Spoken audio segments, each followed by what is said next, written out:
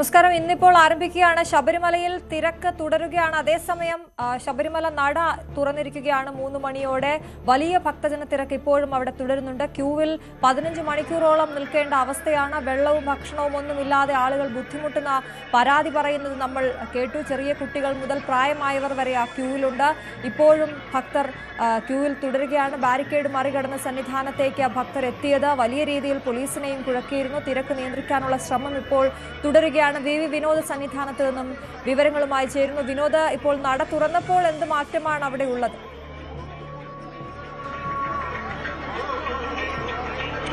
ഇപ്പോൾ നട തുറന്നിട്ടുണ്ട്. 3 മണിയോടുകൂടി ശബരിമല നട വീണ്ടും ദർശനത്തിനായി തുറന്നിട്ടുണ്ട്. ഇപ്പോൾ ഭക്തർ ദർശനത്തിന് വേണ്ടി പോകുന്ന ദൃശ്യങ്ങളാണ് നമ്മൾ കാണുന്നത്.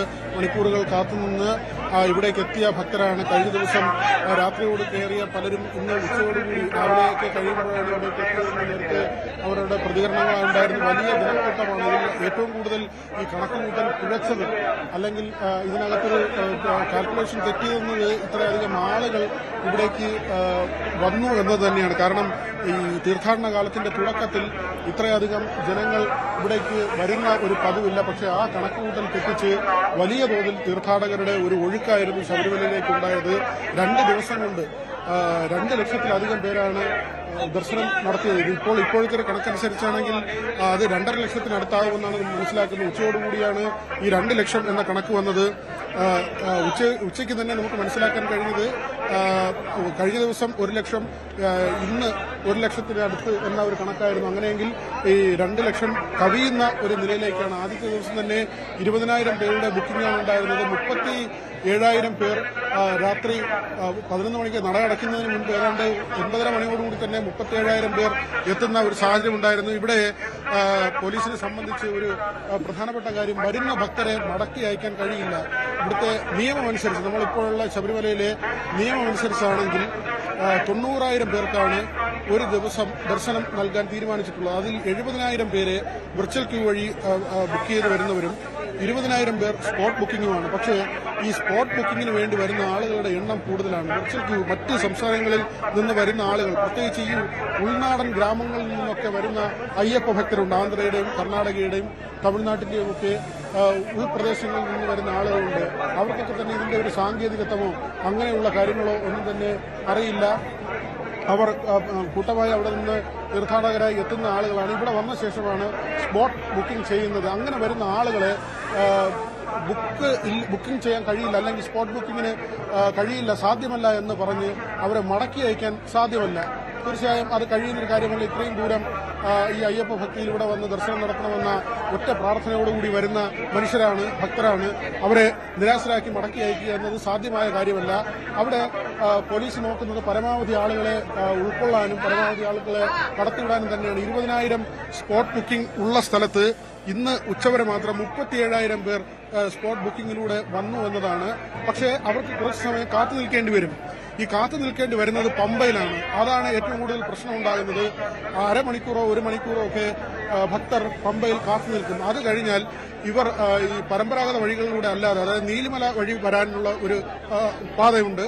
മറ്റൊന്ന് ചന്ദ്രാനന്ദൻ റോഡാണ്. പമ്പയിൽ നിന്ന് പമ്പ ഗണപതി ക്ഷേത്രത്തിന് മുന്നിലൂടെ കടന്നു വന്നാൽ അവിടെ ഗാർഡ് റൂമുണ്ട്. ഗാർഡ് റൂം കടന്ന് നമ്മൾ എത്തുമ്പോൾ വഴി 2ആയി പിരിയും. ഒന്ന് പടിക്കെട്ടുകളുള്ള നീലിമല വഴിയുള്ള പഴയ പാത, അതോടൊപ്പം ഈ ട്രാക്ടറും മറ്റു വാഹനങ്ങളുമൊക്കെ സാധനങ്ങളുമായി മുകളിലേക്ക് വരുന്ന ചന്ദ്രാനന്ദ റോഡ്. ഈ 2 വഴികളിലൂടെയും അയ്യപ്പന്മാരെ അകത്തേക്ക് പ്രവേശിക്കാൻ അനുവദിക്കാറുണ്ട്. പക്ഷേ ഈ 1 മണിക്കൂറോളമൊക്കെ പമ്പയിൽ കാത്തിരുന്ന ശേഷം ആളുകൾ പമ്പാ നദിയുടെ കരയിലൂടെ നടന്ന് മറ്റ് കാട്ടിനകത്തുകൂടി തന്നെയുള്ള ഇടവഴികളുണ്ട്, ചെറിയ ചെറിയ വഴികളുണ്ട്. ഈ വഴികളിലൂടെ കുറേ ദൂരം സഞ്ചരിച്ച് ഈ പ്രധാന പാതകളിലേക്ക് വന്ന് കയറും. ഇത് പോലീസിന് കണ്ടെത്താൻ കഴിയുന്ന ഒരു കാര്യമല്ല. ഇടവഴികളിലൂടെ വരുന്ന ആളുകളെ കണ്ടെത്തുക എളുപ്പമുള്ളതല്ല. ഈ തിരുവാഭരണം കൊണ്ടുവരുന്ന കാനനപ്പാതയുണ്ട്.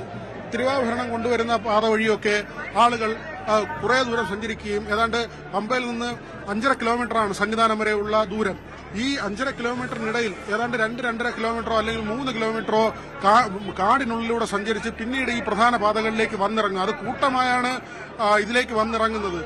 സ്വാഭാവികമായും പോലീസ് പ്രതീക്ഷിക്കുന്നതിനേക്കാൾ കൂടുതൽ ആളുകൾ ഇവിടേക്ക് വരുന്ന ഒരു സാഹചര്യമായിരിക്കും. പിന്നെ അവരെ നിയന്ത്രിക്കാൻ കഴിയില്ല. ഗാർഡ് റൂമിന്റെ ഭാഗത്താണ് പ്രധാനമായും പരിശോധന നടത്തുന്നത്, ഈ രജിസ്ട്രേഷനുമായി ബന്ധപ്പെട്ട പരിശോധനയൊക്കെ നടക്കുന്നത് ഗാർഡ് റൂമിനാണ്. ഈ പ്രവേശനം തുടങ്ങുന്ന സ്ഥലത്താണ്. പക്ഷെ ആ കവാടം ഒഴിവാക്കി മറ്റിടങ്ങളിലൂടെ ഈ പ്രധാന പാതകളിലേക്ക് പ്രവേശിച്ചു കഴിഞ്ഞാൽ പിന്നെ കാര്യമായ പരിശോധനകളില്ലാതെ തന്നെ ഇവർക്ക് ഈ ക്യൂവിലേക്ക് കയറാൻ കഴിയും. അങ്ങനെ വരുമ്പോൾ ഈ ബുക്ക് ചെയ്ത് വന്നതിന് തുല്യമായ ആളുകൾ തന്നെ മറ്റു വഴികളിലൂടെ വന്ന് കയറുന്നുണ്ട്. അത് വലിയ ബുദ്ധിമുട്ടുണ്ടാക്കുന്നു. മറ്റൊന്ന്, ദർശനം നേടുന്ന ആളുകൾ സന്നിധാനത്തെത്തുന്നു, ഇരുമടിക്കെട്ടുമായി പടി ചവിട്ടുന്നു, ഇവിടെ വരുന്നു.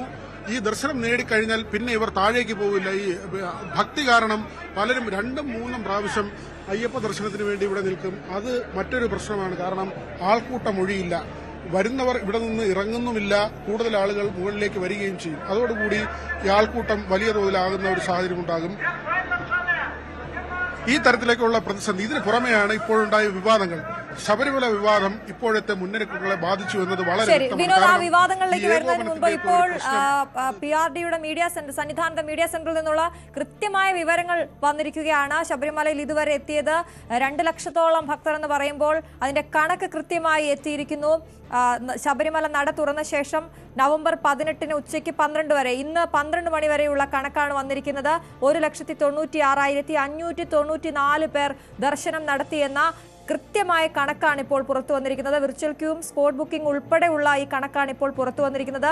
നവംബർ 16 വൈകിട്ട് 5 നട തുറന്ന ശേഷം 53,278 പേരും, നവംബർ 17 അതായത് ഇന്നലെ 98,915 പേരും എത്തിയെന്നുള്ളതാണ്. ഇന്ന് ഉച്ചയ്ക്ക് 12 മണി വരെ 44,401 പേർ അയ്യനെ കണ്ടു മടങ്ങി എന്നുമുള്ള കൃത്യമായ കണക്ക് ഇപ്പോൾ പുറത്തു വരികയാണ്. അങ്ങനെയെങ്കിൽ നേരത്തെ വിനോദ് സൂചിപ്പിച്ചതുപോലെ തന്നെ അസാധാരണമായ ഒരു തിരക്ക് ഈ മണ്ഡലകാലത്ത് തുടക്കത്തിൽ തന്നെ ഉണ്ടായിരിക്കുന്നു എന്നുള്ളതുമാണ്.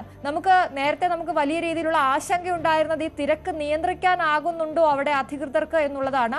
അതിന് മറുപടി ADGP S. ശ്രീജിത്ത് നൽകിയിരുന്നു. തിരക്ക് നിയന്ത്രിക്കാനാകുന്നതാണ്, അവിടെ ബുദ്ധിമുട്ടൊന്നുമില്ല, ഭക്തരെ പോലീസ് ബലം പ്രയോഗിച്ച് നീക്കില്ല, എല്ലാവർക്കും അയ്യപ്പനെ കണ്ട് തൊഴുതു മടങ്ങാനുള്ള അവസരം നൽകുമെന്നും ADGP G. ശ്രീജിത്ത് പറഞ്ഞു. നമ്മൾ നിഷ്കർഷിക്കുന്ന രീതിയിൽ തന്നെ ദർശനത്തിൽ വരികയും പോവുകയും ചെയ്യുന്നതാണ് എല്ലാവർക്കും ഉത്തമം. ഞങ്ങൾക്കും അതാണ് സമാധാനം. എല്ലാവരെയും ഭക്തജനങ്ങളെ ഭംഗിയായിട്ട് തൊഴിച്ച് തിരിച്ച് വീട്ടിലെത്തിക്കാന്നുള്ള ചുമതല ഞങ്ങൾക്കുണ്ട്. നേരായിട്ടൊരു വഴി കിടക്കുമ്പോൾ എന്തിനാണ് വളഞ്ഞ വഴിക്ക് പോണത്? അപ്പോൾ അത് ഇന്നലെ നിങ്ങൾ കാണിച്ച വിഷ്വൽ ഞാൻ കണ്ടു. അപ്പോൾ അതിനകത്ത് കാണുന്നുണ്ടല്ലോ ആൾക്കാർ വരുന്ന വഴി എങ്ങനെയാണെന്നുള്ളത്. അങ്ങനെ അവിടെ ഓരോ സ്ഥലത്തും പോലീസിനെ നിർത്തുക എന്ന് പറഞ്ഞ പ്രായമല്ല, അത് കാടാണ് സത്യം. അപ്പോൾ അത് ഭഗവാന്റെ ഇച്ഛയ്ക്കനുസരിച്ച് വന്ന് തൊഴുതിട്ട് പോകണം എന്നുള്ള തീരുമാനത്തോട് വേണം ഭക്തർ വരാൻ. ഏത് കുറുക്കുവഴിയും അതിനുവേണ്ടി ഉപയോഗിക്കാമെന്ന് കരുതരുത്. അത് അവർക്കും അപകടമാണ്, ഞങ്ങൾക്കും ബുദ്ധിമുട്ടാണ്, നിങ്ങൾക്കും ബുദ്ധിമുട്ടാണ്. അത് ഭഗവാനെ ബുദ്ധിമുട്ടി. കാരണം വെച്ചാൽ പൂങ്കാവനം അങ്ങനെ മലിനപ്പെടുത്താനുള്ള വഴി കൂടെ അല്ല. ഭഗവാൻ ഇത്രയും വഴി തന്നെയാണ്. ശരിക്കും സത്യം പറഞ്ഞാൽ പെരിയാർ ടൈഗർ റിസർവിനകത്ത് വളരെ പരിമിതമായ വഴികൾ മാത്രമാണ് ഇതിനുവേണ്ടി നിഷ്കർഷിച്ചിട്ടുള്ളത്. അപ്പോൾ ആ വന്യജീവി സങ്കേതത്തെ കൂടെ എന്താ പറയുക മലിനപ്പെടുത്തിയ രീതിയിലാണ് പലരും വരുന്നത്. അങ്ങനെ ചെയ്യാൻ പാടില്ല. അതെല്ലാവരോടുമായിട്ടുള്ള അഭ്യർത്ഥനയാണ്. അതാണ് അദ്ദേഹം പറഞ്ഞതുപോലെ പല വഴികളിലൂടെ ദർശനത്തിനായി ഭക്തർ അങ്ങോട്ടേക്ക് എത്തുമ്പോൾ എല്ലായിടത്തും പോലീസിനെ അവിടെ നിയോഗിക്കുക എന്ന് പറയുന്നത് അത് അപ്രായോഗികമാണ് എന്നാണ് പറഞ്ഞത്. വി വിനോദ് തുടരുന്നുണ്ട്. വിനോദ്, ഈ നട തുറന്ന ശേഷം ഈ ക്യൂവിലായാലും ഒരു ചലനം ഉണ്ടാകുന്നത് ഭക്തർക്ക് വലിയ രീതിയിൽ ഒരു ആശ്വാസം ആകുന്നുണ്ടോ ഇപ്പോൾ?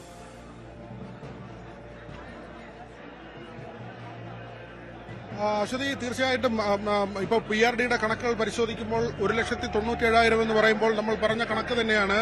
2 ലക്ഷം പേർ എന്ന ഒരു ഫിഗറിലേക്കാണ് കാര്യങ്ങൾ എത്തുന്നത്. പക്ഷേ അവിടെയും അല്ല, നമ്മൾ ഇത് ഒഫീഷ്യലി വരുന്ന കണക്കുകളാണ്. അതേസമയം ഈ മറ്റു വഴികളിലൂടെ ഇതിനകത്തേക്ക് കയറുന്ന ഭക്തരുണ്ട്. അങ്ങനെ ഒരു ശതമാനം, ഒരു ചെറിയ ശതമാനമാണെങ്കിലും അങ്ങനെ ഒരു വിഭാഗം കൂടി ഇതിനകത്തുണ്ട്. പ്രോപ്പറായി ഈ ഇങ്ങനെ കാത്തിരിക്കാതെ പമ്പയിലെത്തിക്കഴിഞ്ഞാൽ അവർ കൂടുതൽ സമയം കാത്തിരിക്കില്ല.